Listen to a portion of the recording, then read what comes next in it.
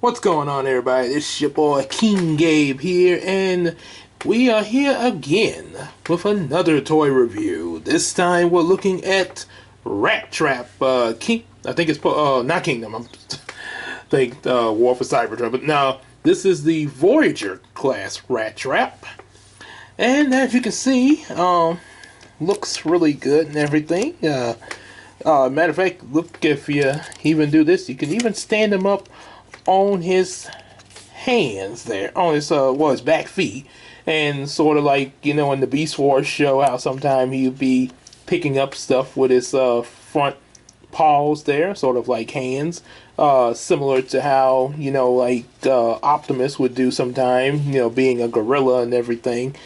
But yeah, and of course you do have Kibble, quite a bit of Kibble there. Basically his arms, I think his you don't really see much of that, but his part of his robot mode legs are under where the arms are, and you see there's a little something in this arm there that I'm going to show you when we get to the transformation, after we transform the robot mode. But also you got his weapon stored in there, really really good.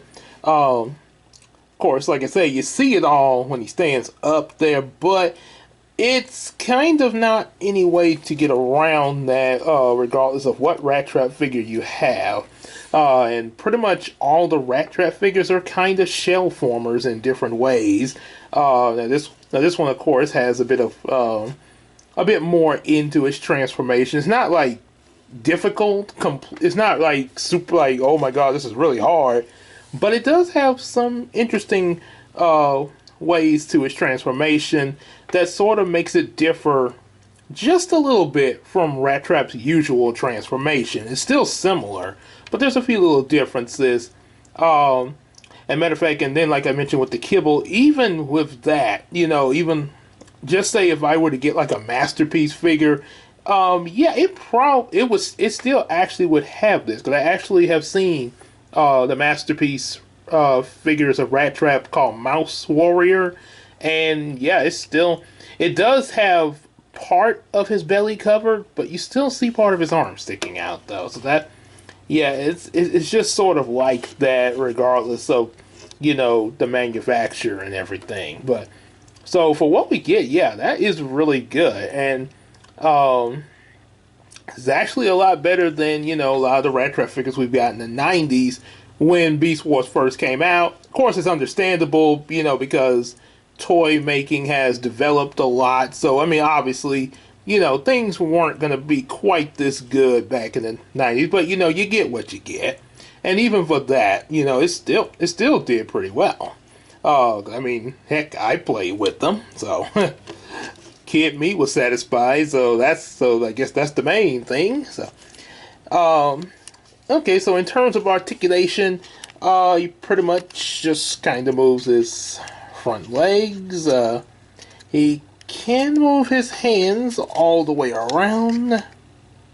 As you can see, you can do the same with the other hand, sort of. Just be careful, because it kind of gets a little stiff there. And sometimes it kind of undoes a few things. Just kind of push that back. He can move the tail, and it does bend a little bit. Turns out it's like a little wire in there, but but like I say, be very careful with that, because you don't, I mean, yeah, I do it a little bit, you know, but not a whole lot, because like I say, you know, I don't want to mess up the figure, you know, over time or anything like that. Now the back feet can't turn or anything like that, but they can do this. Basically due to the transformation, and they can move like the back legs, but the thing is, you expose more robot Kibble, and there's a thing you have to detach it from in order to get that, and that's about as far as it'll go. So yeah, but a lot of that's due to the transformation, and a little something that they did with this figure that's a little different from the previous Rattrap figures. And also he can't open his mouth. There you go. So, yep, so there's that. Got quite the little sniffer there and everything, and you definitely notice it's Rattrap there.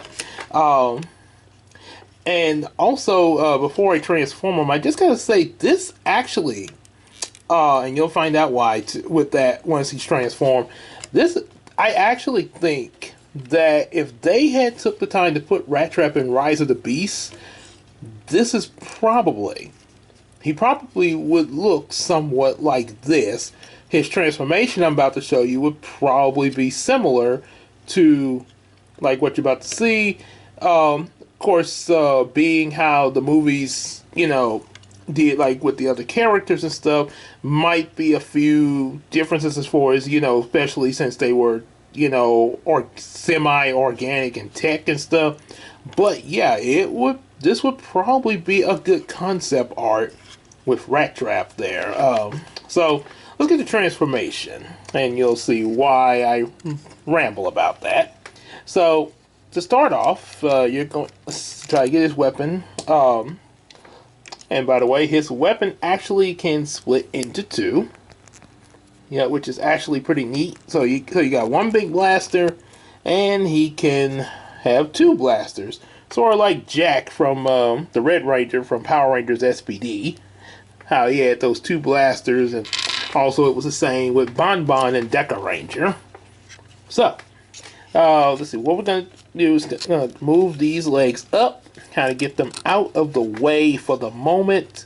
Kind of move, detach the back legs there. Now you're just, like I say, it's a shelf, pretty much a shelf former. So, you're going to open him up.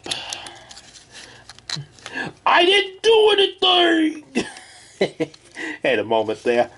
Okay, probably need to pull them back down. Okay, so let's bring the front legs back down, because when you open them up, you're going to take this and, yeah, far as back as it will go. Now, I remember when I first got him, I had it like this. The first time I transformed him, I had it like that. And then, later, because I changed them back and forth quite a few times when I first got this figure in the mail. I changed them back and forth quite a few times to sort of refamiliarize myself with this, and because of that, I figured out that that was supposed to go back further, which, like I say, you still get backpack, but it's just a little bit better than what I had at first. So yeah, that's pretty neat. I like the effort of, you know, condensing the backpack down as much as they could. Yeah, that I actually appreciate that. And it does kind of resemble him in the show, but you're about to notice if you hadn't seen it yet, you're probably going to be noticing a major difference. Almost kind of a major difference. So yeah, you pull out his arms. Now, here is where it's kind of a little different from the show. Now, in the show, all four of his legs would be back here, but you only see two. There's a comic where he actually has this kind of thing going. So, I think they're going by that mixed with Beastwars. So, this referring to the 90s show. So, I'm going to take this part of his leg, hold it back here, kind of make sure this little thing is out of the way here.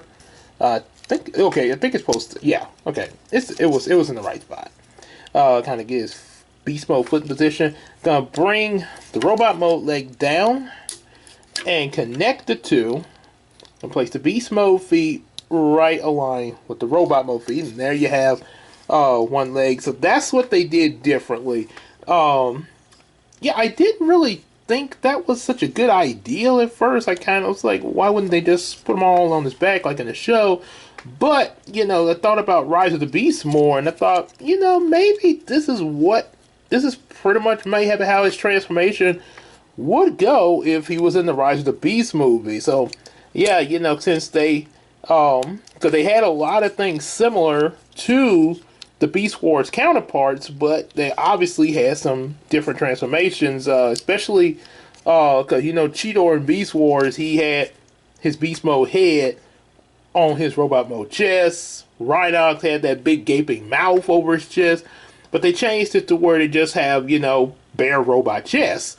Which, actually, I don't mind that. Because I get the director wanted to improve some things. And, yeah, I mean, nothing wrong with that. And this is probably, considering what he did with Rhinox and Cheetor and Optimus Primal, he probably would do something like this to Rattrap. Heck, he might even have gone as far, if Rattrap was in the movie, to condense down all of the legs, all the rat legs. Just saying, it's a possibility, or just these two. So, yeah, I mean, that could have happened. So, yeah, kind of fold this piece in. That's pretty much all you're going to do with that. Let's see, you're going to get the... Oh, yes, got to raise that up. Bring it, like so. This way, let me... I can't say, not... Yeah, okay. Let me make... I think that's as far up as it'll go. So, okay, yeah. Okay, so you just, yeah, it just pretty much kind of hangs there. Yeah, you do have backpack, but like I say, they did try to condense that down, and yeah, pretty much all Rattrap figures are going to be with backpack. I mean, he had backpack in the show. So, that's, yeah, that's not really any, so they're pretty, I mean, it's not really that much different from him in the show.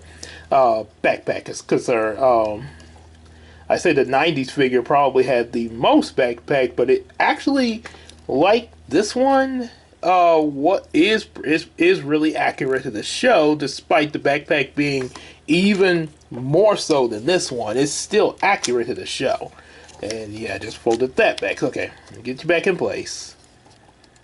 And let's see, I think it's supposed to, I guess that just kind of stays in place. I think I want to say, yeah, I think it just kind of hangs there. All of that just kind of hangs there. And a good use of his tail can help him balance, because he definitely needs that for the backpack. So there you about best as you can have. There you have Rattrap there. Zooming out, and he looks great.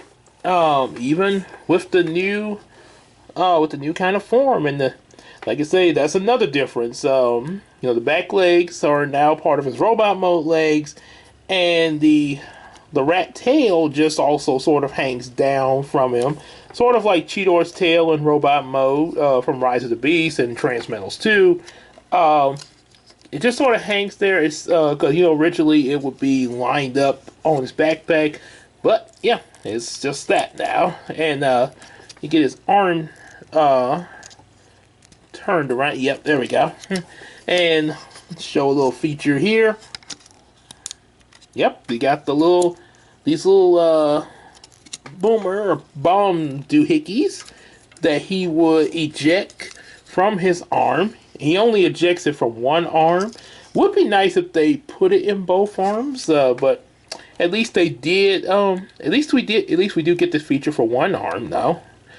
He can hold it in his hand. It's kind of, yeah. There we go.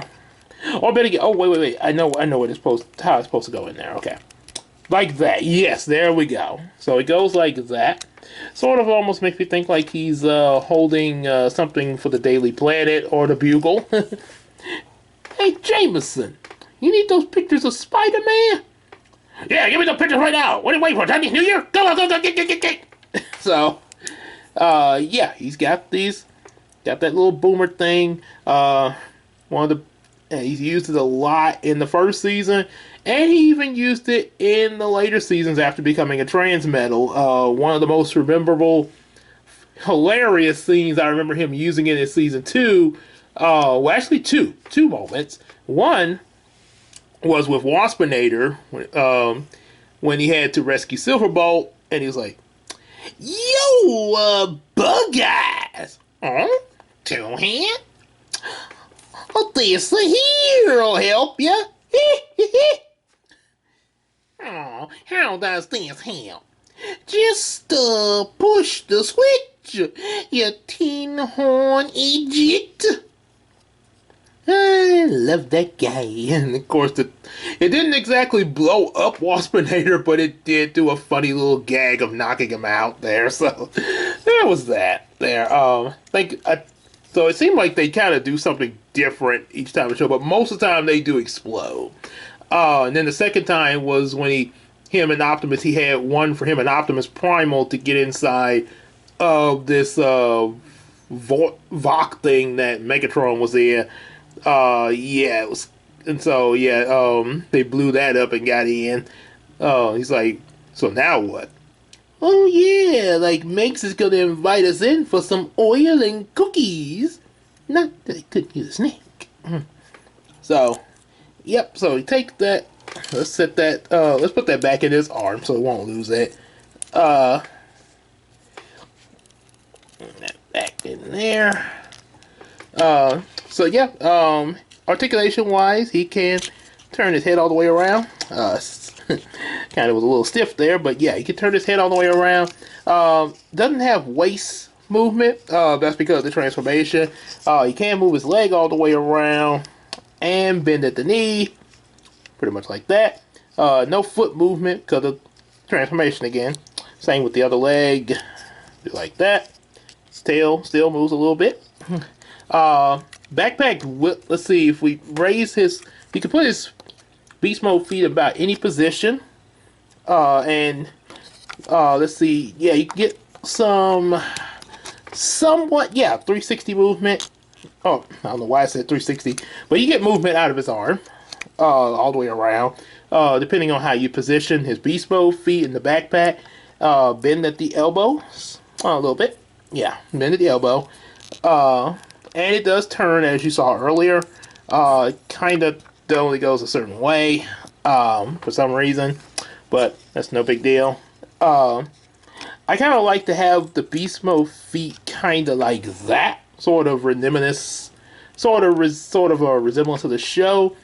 Some people, you know, you might want to put them out of sight back here or something like that. But I think it's better, you know, to have it like that.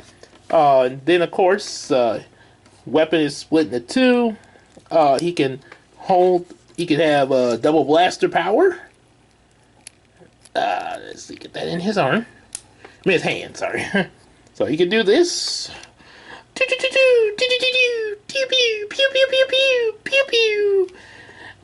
Yep. And the rat mode head is pretty big on his chest there. It's pretty big, especially the ears. But yeah, it's kind of a minor note there.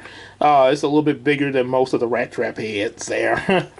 And you can put it back as one blaster, just like in the show. You know, this big old blaster.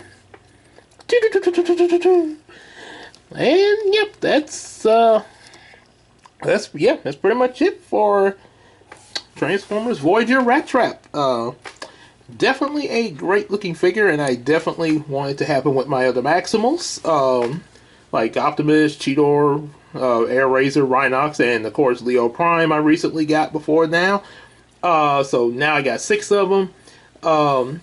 There is a reason behind that, and it will be explained soon, because there's one other thing as far as in the toy reviews that I do want to show you guys first. Not right now, of course, but in a later video, a later toy review that will be shown to you guys. And then there will be like this really big explanation of why I collected the figures that I did, and also what their connection to Yumiko would be like. Yeah, there's a little something I'm doing with the Yumiko series later on in that universe that's a reference to the figures that I've collected, along with the other one that I have yet to show you guys. So yeah, that'll be coming soon. Y'all like what y'all saw and everything here. Definitely make sure you like, share, subscribe. You know, buy our books, including, you know, Yumiko Novel 1. that is out and available. That way you can also read along whenever I do book readings chapter by chapter from the first novel, as well as, you know, when the other books come out and all that. And also, special thanks on any of the videos. And don't forget to support us on that Patreon, just like AJ the Supreme! Yeah. And don't worry, I wasn't going to punch you guys. Usually I do the flexing when I say that, but, you know, I got the camera on Rattrap, so, but yeah, you get the idea. Support us on that Patreon like AJ the Supreme! And we'll see y'all in the next video. Y'all take care, everybody, and see you later.